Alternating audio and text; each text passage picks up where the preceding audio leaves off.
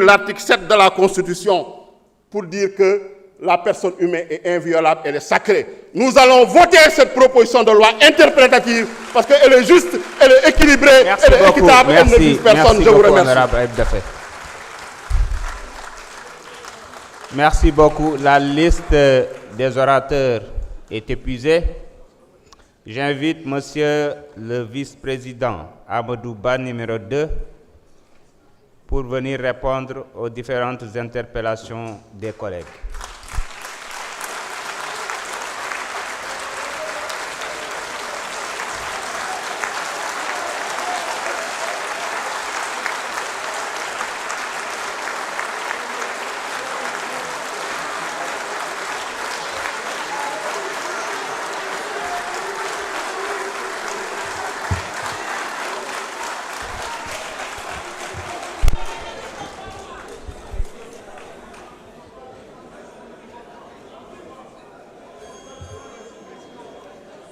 أعوذ بالله من الشيطان الرجيم بسم الله الرحمن الرحيم والصلاة والسلام على رسول الله السلام عليكم mbooloo mi. Monsieur le Président, Mesdames, Messieurs les membres du gouvernement, Monsieur le ministre de la Justice, Monsieur le ministre de l'Emploi, chers collègues, honorables députés, distingués invités. Président, ñu ngi commencer par ci weeru koor bi ñu génn baalu àq ñëpp di baal àq ñëpp di ñaan yàlla nangul ñu sunuy jaamu yàlla sotti ci réew mi jàmm ak xéewal jàppale le président Bassirou Diomaye, le premier ministre Ousmane Sonko et leur gouvernement yàlla may leen succès ci mission bi. mbooloo mi ñu ngi am mbégte mu rëy ak humilité bu rëy aussi di porter loi d'interprétation bi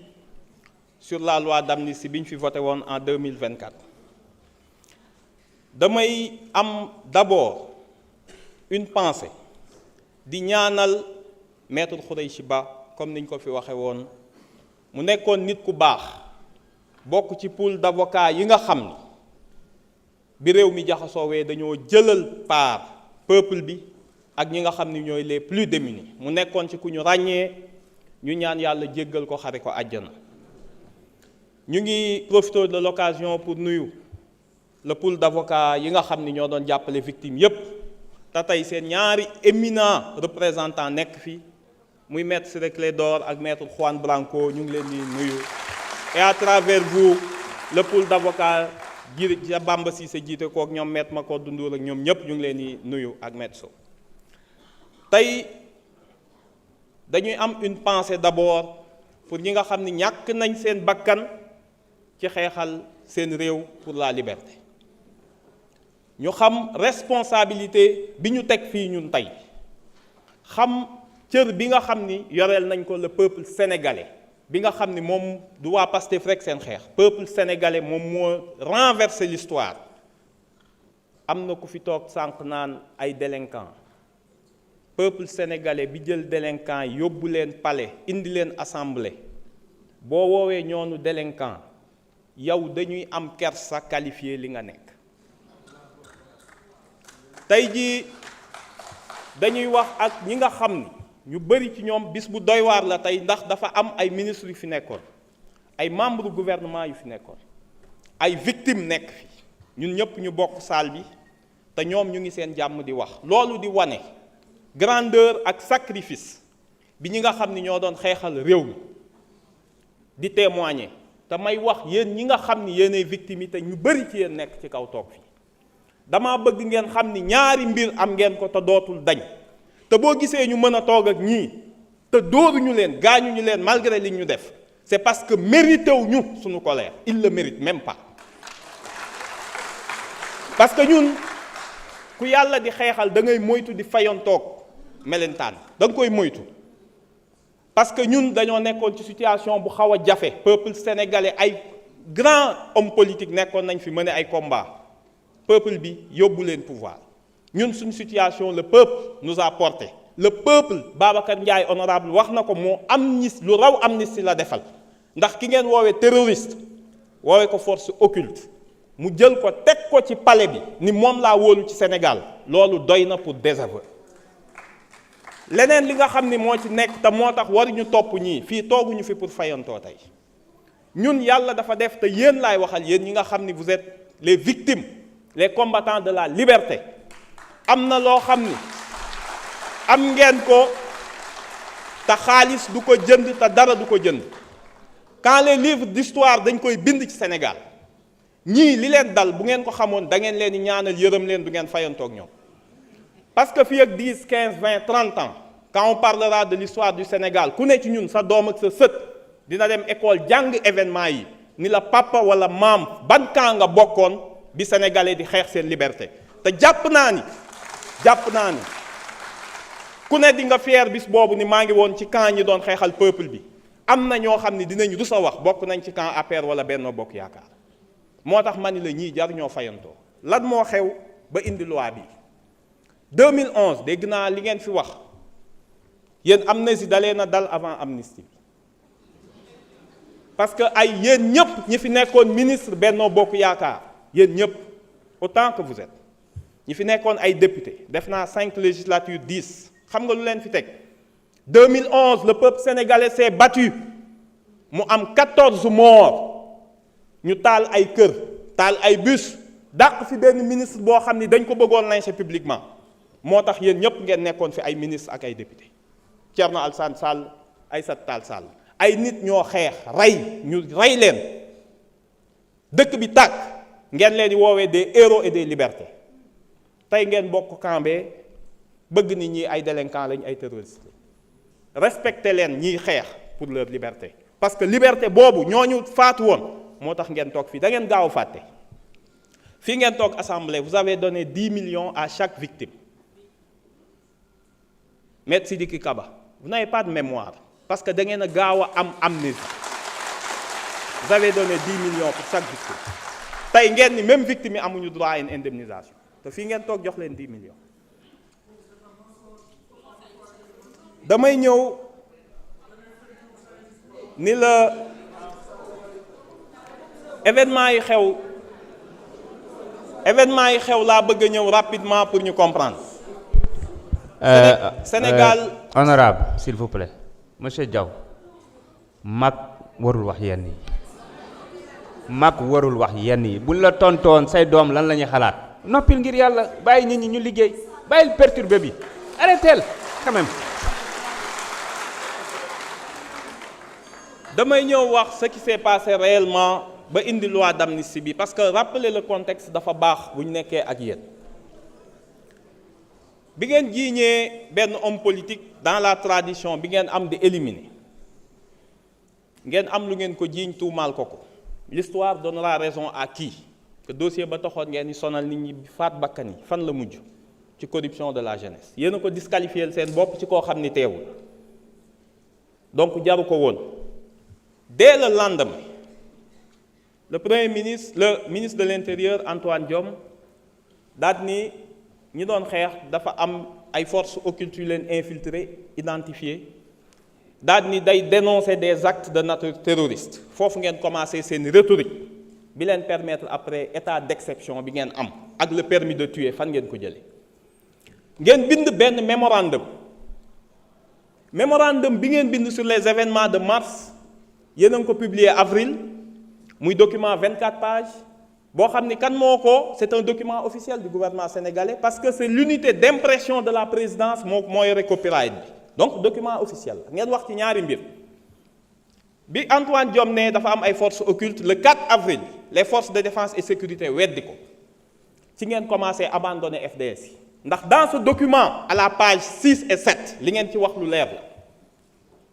da ngeen ni musu leen jox ordre kenn mu tirer sur les manifestants fa ngeen njëkkee commencé seetal seen bopp à la page 6 dem leen ci à la page 7 de ce document ngeen ni yéen de da ngeen ni mettre en place une commission d'enquête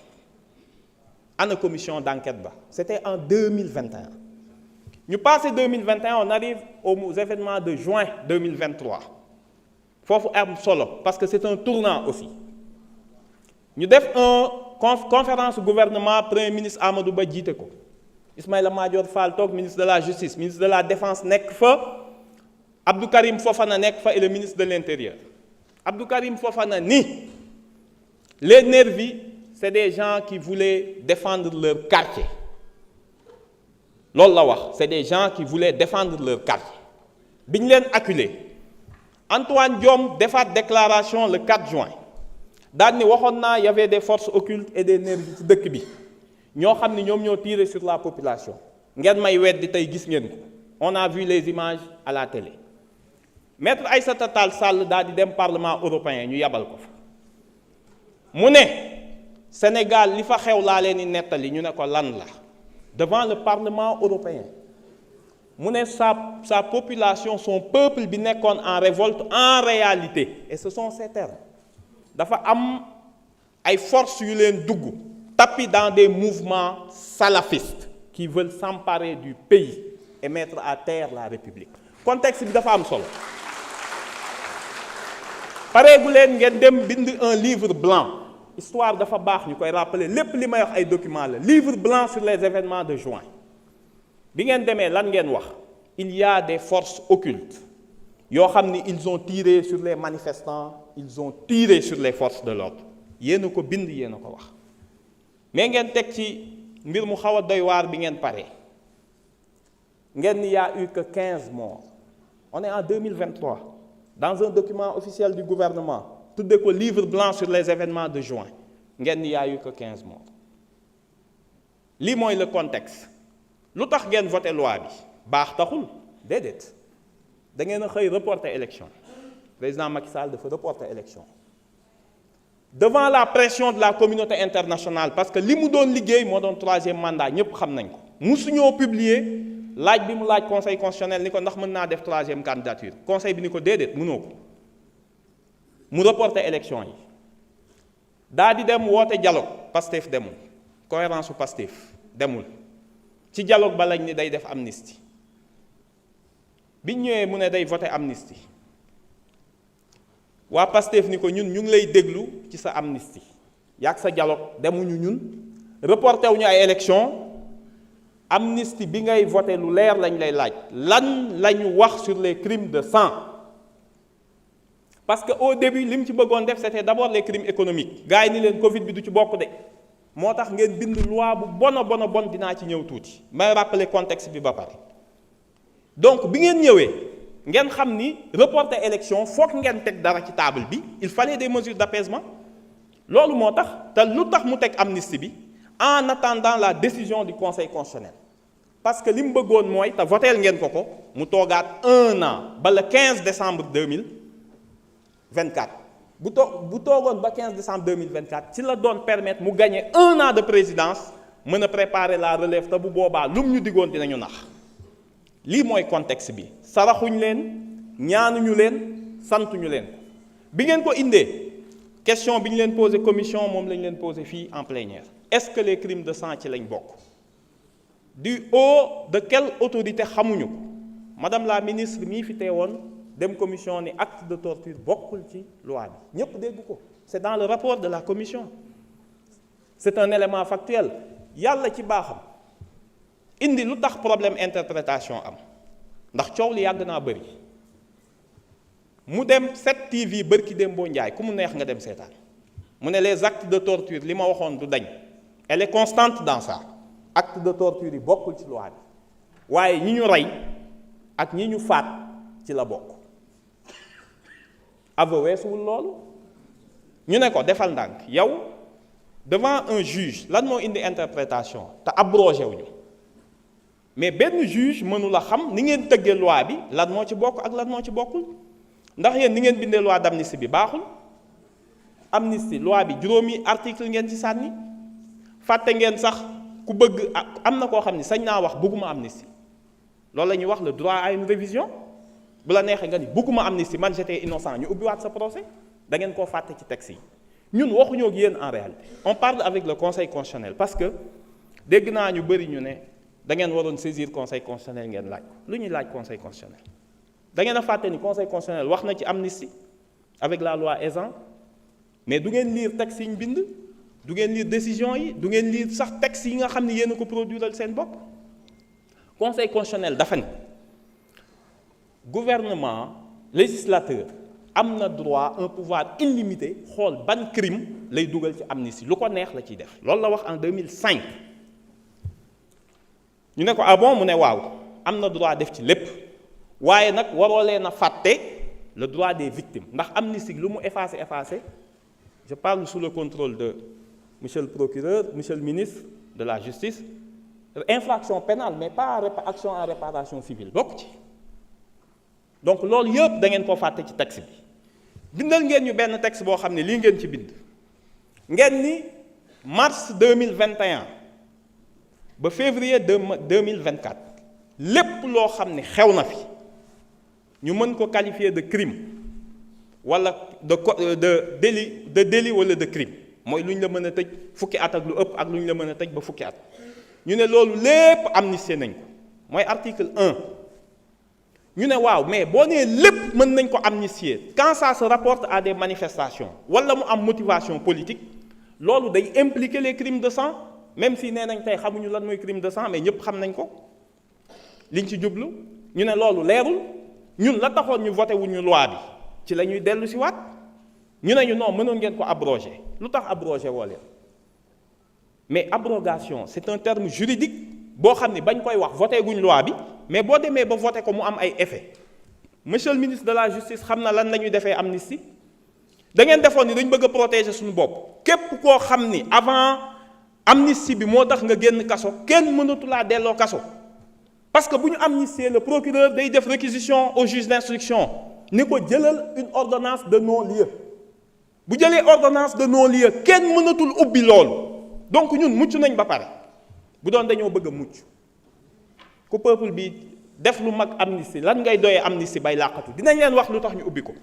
ku mel ni Pape Abdoulaye Touré dafa am ay actions yu ubbeeku woon suñu bàyyee abroger l'abrogation n'a pas d'effet rétroactif dégg naa ko fii wax bu dul loi pénale plus douce nan ngay waxee benn règle day rétroactif mënul nekk ñu ne leen amul kenn koo xam ne dinañ bàyyi mu mucc ci action ñu ubbi ñi ñu faat am na des actions qui avaient été ouvertes ñu ne loolu yëpp ça pose des problèmes juridiques mais plus grave encore te looloo taxoon ñu rejeter la proposition bi nga xam ni l'honorable député Thierno Alassane Sall dafa bëggoon a def un peu du chapardage politique parce que loolu c'est de la piraterie parlementaire nga xam ni ñun dañuy bëgg dara nga ni xaaral ma jéem leen ci jiitu te amoo les moyens xam nga lu mu bëgg bu ñu abrogé da nga koy laaj les gens de la société civile yi wax bind loi ni nañ abrogé yomb na mais da ngay wax conséquences yi lan la pour le juge soo abrogé bu ñu xëyee suba procureur ci ban pouvoir lay fondé wu pour ne les 2000 yi nekkoon ci kaso bi na leen gendarmerie ak police rëbb ci dëkk bi ñu delloo leen dañ leen delloo ci kaso yi génne ñi nga xam ni ñooy agresseurs yi ak ñooy criminels yi fa nekk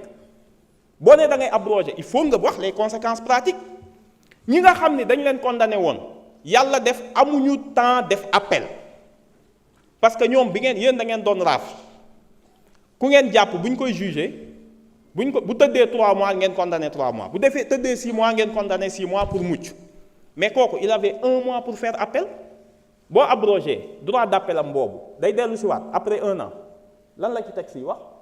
est-ce que da nga ko préciser est-ce que yéen xam ngeen ko en droit ngeen defoon ni ñun lii ñuy def ragal a tax lu ñuy ragal voilà ce qui s'est passé looloo tax abrogé wu ñu ne crime de sang yi ñu ko def du ñu mucc démb du ñu mucc suba loolu lu ñu koy defee on interprète lan mooy interpréter mooy nga jël ab loi ni du ma ci yokk du ma wàññi ginnaaw loi bi ni ñu ko bindee leerul te ministre de la justice dafa créer benn hiérarchie boo xam ne nekkul ci texte bi moo ko def te moom du juge mu ne acte de torture ci la bokk mais meurtre ak assassinat bokk ci ñu ne ko foo ko teg te boo demee constitution article 7 droit à la vie moo jiitu torture mais ki ñu rey torturer ko nan ngay choisir da nga naan ko ah dee nga torturer nañ la comme que torture dugg na dee bi day tëb da nga affaire bi du supermarché c'est pas à la carte c'est pas à la carte du yow yaay choisir droit à la vie elle est sacrée article 7 dafa ni droit à la vie la personne l'intégrité physique inviolabilité de la personne après la soog a ñëw ni bu kenn laal intégrité physique am bu ko kenn mutiler donc avant torture droit à la vie moo jiitu droit à la liberté moo jiitu donc yow mënoo établir la hiérarchie léegi ku saisir tribunal boo ñëwee tribunal juge bi danaan bi nekk Bignona ñu ne lu tax ngay interpréter te juge waxaguñ juge Bignona su gisee texte bi danaan man xaw ma lan moo bokk ci amnistie bi lan moo ci bokkul ah man de jàpp naa amnistie am na tëj juge Thiès bi ni déedéet man jàpp naa amnistie amul ci cas bi ubbi mu am dissonance jurisprudentielle gën a compliqué ñu ne avant justice di ci prononcé wu kaa ñu leeral Sénégal dafa ratifier ay convention internationale convention contre la torture déclaration universelle des droits de l'homme nga xam ni ci constitution bi la nekk charte africaine des droits de l'homme suñu préambule la nekk pacte international des droits civils et politiques loolu lépp consacré li ñu la wax ni ay droits fondamentaux de la personne la muy le droit à la vie le droit à la liberté le droit de ne pas subir de traitement inhumain dégradant ak l'interdiction de la torture ñu ne loolu ay normes de jus cogens la lu muy tekki mooy ay normes impératives maanaam même bu dee ay état dañoo dajale ci traité bëgg ci déroger droit international nee na mënul ne li ngeen déroger c'est nul waxuma laak nag nga bëgg ko jaarale par une loi ñu ne CEDEAO Cour européenne des droits de l'homme Cour interaméricaine des droits de l'homme ñoom ñëpp dañoo dajaloo maase daal ni désormais amnistie mënatul concerner les atteintes aux droits fondamentaux de l'homme réew moo xam ni dangaa jël amnistie nit ki nga xam ni victime la wala ay ayant droit munoo leen am un recours effectif au niveau des tribunaux maanaam boo saisiree tribunal bi danaan la amnistie moo am moo tax mënuñu ko examiner nee na boo ñëwee ci man dañ lay condamner te bu ñu lay condamner condamnation bu metti la ñuy teg sa kaw tey jii bis bu ñu bàyyi woon seen abrogation bi am wala ñu bàyyi amnistie bi jàll ñi nga xam ni dañoo faat seeni doom bis bu ñu demee CEDEAO président Baré Mayna Sara ayant droit mi bi ñu fa demee bi ñu condamné état du Niger ni ko amnistie warul tax nga ni moom amul recours effectif xam nga ñaata lañ condamné état du Niger ci benn cas 435 millions ñu ne ko sa soxna 75 millions say doom juróomi doom ku nekk 50 millions daa di jël 12 frères et sœurs ku nekk ñu jox la 10 millions benn cas 400 millions ñun 80 lañ am de mort su ñëpp demee CEDEAO ak ñi ñu torturé ñaata la ñuy fay dañuy condamné Sénégal 10 milliards te ngeen toog fii loolu mënul nekk moo tax communauté internationale foowul ci amnistie beneen bi nga xam ne am na bala ngaa def amnistie ñoom ñëpp dañoo juboo ci dara ñu ne amnistie avant enquête est une loi prématurée ñu teg ci ni c'est une loi suspecte fondamentalement suspecte bu dee dañ koo def avant enquête ñu xëy ni salaamaaleykum ngeen ni force de l'ordre yi ngeen ni visé yéen a ko wax yéen a tuddoon force occulte action terroriste tapis dans des mouvements salafistes seen champ lexical la seen vocabulaire ngeen bëgg a ñëw tey ñu ne salaamaaleykum ngeen ni FDS yi la FDS yi ak magistrat yi ñu ngeen doon wax ñun dañ leen a jéppi dañ leen a bañ dañ leen a ngeen ni da ngeen leen di défendre fii président Diomaye président Ousmane Sonko dañoo jël ministre de la défense jox ko un ancien militaire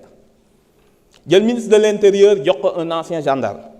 jël ministre de la justice jox ko magistrat jàpp naa ni ku mën a défendre FDS yi ba gën a crédible le ministre de la justice le ministre de la défense ak le ministre de l'intérieur amul du yéen ñun ñoo jox cër force de l'ordre dafa fekk bu ñu nee magistrat yi am nañu dëng ministre de la justice taxul ñu koy wax du moom la ñuy waxal donc bu leen nax seen bopp du yéen yéene leen défendre ñii lu bëgg a dal ci seen anciens ñi ñu daan nekk ñoom jàpp naa ils sont mieux ils sont plus aptes à les défendre li nga xam ni moo fi nekk monsieur le ministre de la justice loi bi dañ koy voter parce que bu ñu ko voté wul on aura la censure des tribunaux internationaux lii moo ko indi interprétation bi bu amul Sénégal du jóg ci dem CEDEAO du jóg ci dem instance Nations Unies te yéen du leen muccal yéen ñi def torture xanaa xamu leen yaa une compétence universelle képp koo xam ni da ngaa torturer dëkk boo dem mën nañ la faatoo donc yéen du ngeen mucc fii bu ngeen muccee fii du ngeen mucc fële même bu ngeen dawee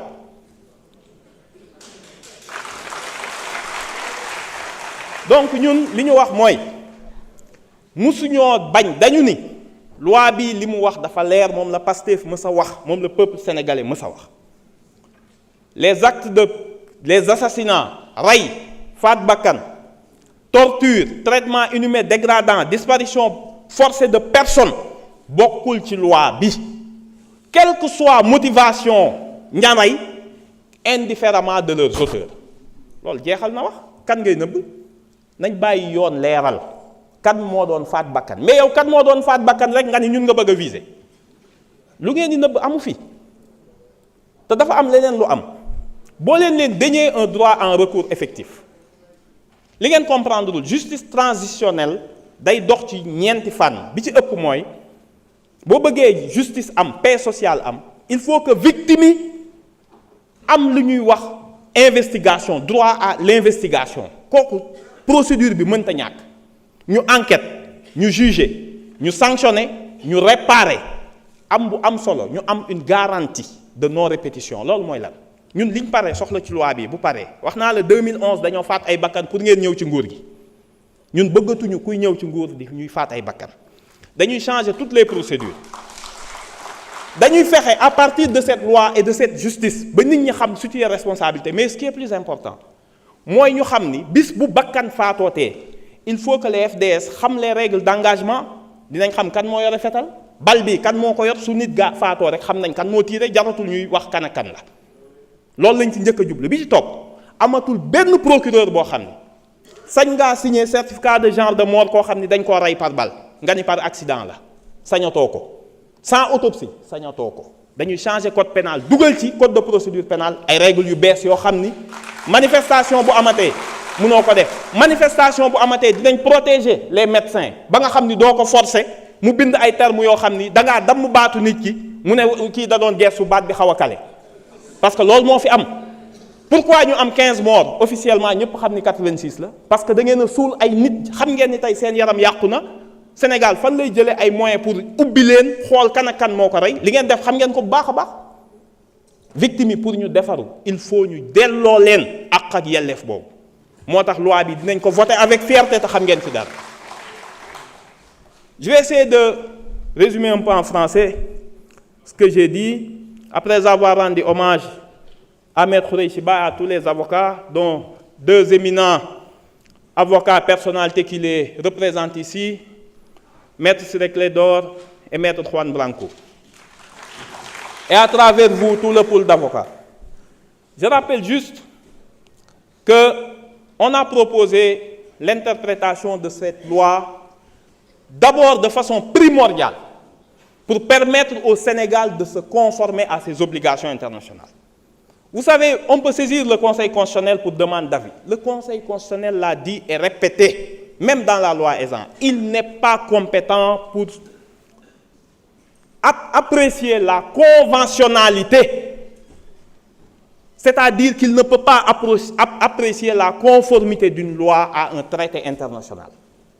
à une convention internationale comme le cas de la torture. Si vous déférez cette loi, vous demandez au Conseil constitutionnel est-ce que la loi d'amnistie est conforme à la Convention contre la torture, qui est une norme de droit international. Il vous dira je suis incompétent.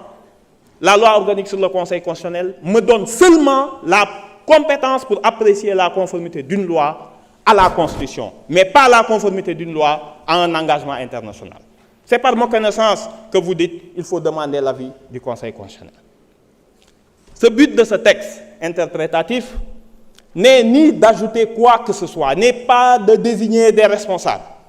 mais de préciser le champ d'application de la loi d'amnistie pour permettre aux juges d'avoir une jurisprudence uniforme.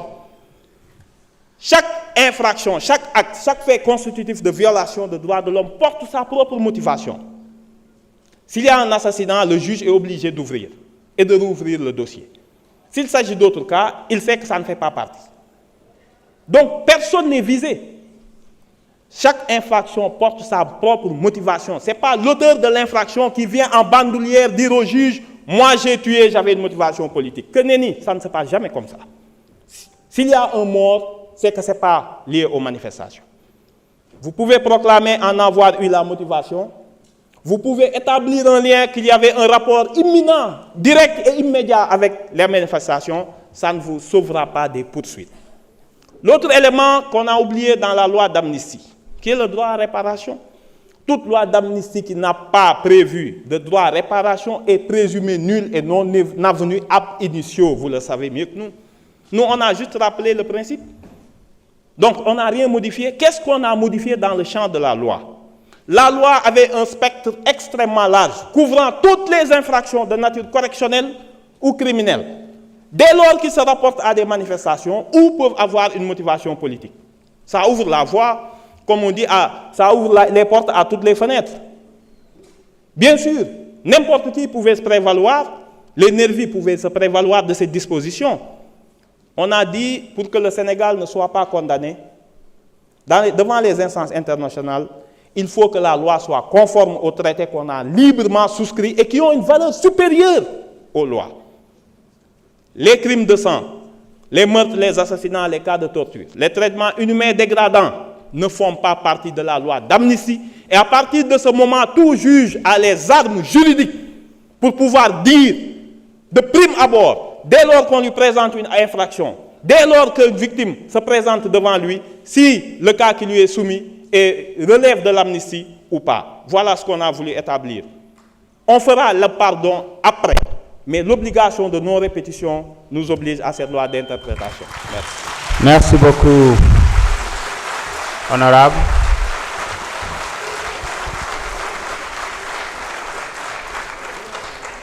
Je suspends pour 8 minutes. Nous allons reprendre exactement à 19h50,